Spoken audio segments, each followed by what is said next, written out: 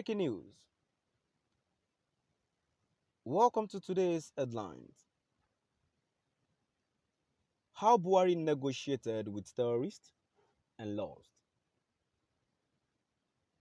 How Buhari negotiated with terrorists and lost. So, my dear listeners from wherever you're listening from, please stay tuned as I read today's news. When terrorists attacked a train on the Abuja-Kaduna rail line in March 2022, it represented a new low for the Buhari administration. The terrorists bombed the rail line, killed 9 people and kidnapped dozens of passengers.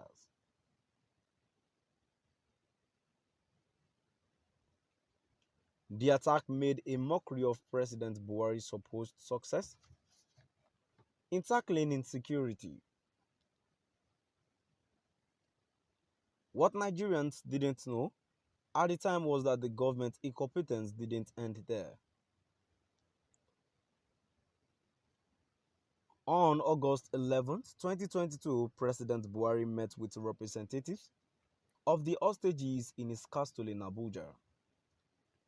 He assured them that he was doing his best to ensure the release of the 31 hostages still left with the terrorists over 4 months after the attack. The president also noted that the release of some of the hostages over the past few weeks was due to the effort of his government.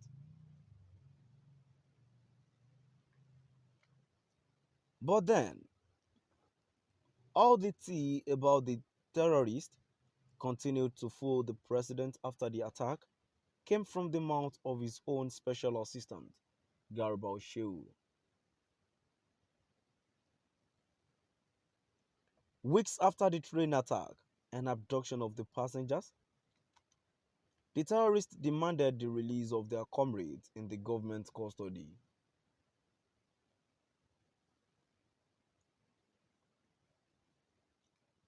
One of their known leaders, Abu Bara, also demanded the release of his children.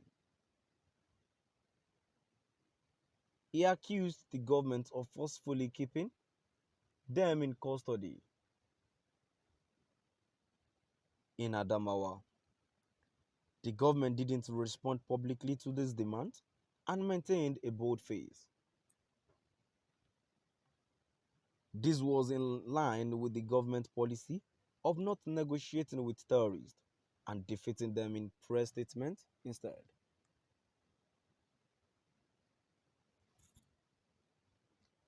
But the terrorists kept demanding ransom from the families of their hostages and lined their pockets with hundreds of millions of naira. This led to the release of some of the hostages in different batches over the past 4 months. But new revelations show Buhari could have secured the release of the hostages without their families having to lose money in ransom. The only problem was the president tried and failed quite spectacularly. The release of the hostages for ransom has attracted more ridicule for the Buhari government to fight back against the accusation that it is done nothing to help the hostages. Shehu spilled the beans on some details that should have probably stayed inside the port. In an interview with BBC Hausa on August 12, 2022, Shehu said the government cooperated with the terrorists when they first took the hostages. They reached an agreement that would allow the terrorists to get what they want so the government could get the hostages back. What could possibly go wrong? For it's part of the gentleman's agreement. The government took care of the pregnant wife of one of the terrorist leaders. On the government watch, fully funded by taxpayers, she delivered twins. The government, feeling very generous, handed her over to her husband's parents, fulfilling the demand of the terrorist for her release.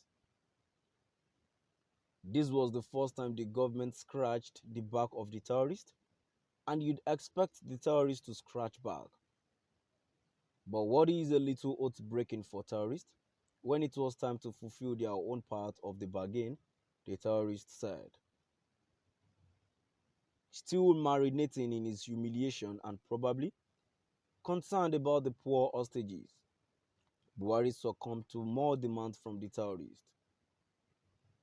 Remember those children Abu Bara said were in detention in Adamawa? Well, the government sent a plane to pick them up and gift wrapped them to the terrorists. But did the terrorists give the president rich errand for his troubles? Instead, they started asking him for money. And this was the point Buhari realized the terrorists were hustling him like a JJC in Oshodi under bridge. We assume no one was holding a gun to Sheikh's head when he made these revelations. So why did he make them despite being very embarrassing to Buhari?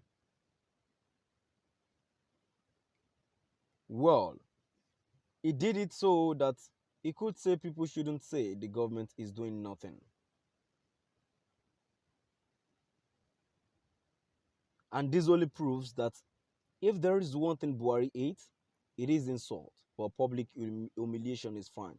So my dear listeners, now we've come to the end of our today's news. Now let's move down to the comment section. The comment here says, can you really make a deal with the devil? Do so at your own peril. The only language they understand is that. So for all intent and purposes, the only good terrorists that you can trust and negotiate with are the dead ones. Another comment here says, a clueless, inept and disastrous government backed by a fraudulent, deceptive, political party headed by semi-literate Hetman Shio, and the same party wants to continue in power, fielding an invalid whose CV is full of controversies, educational qualifications, state of origin, primitive accumulation of public funds and properties, and as his VP candidate a Boko Haram sympathizer and a jihadist. Only a bewitched set of people or voters will vote for the APC in next year election. To my dear listeners, now we've come to the end of our today's news, and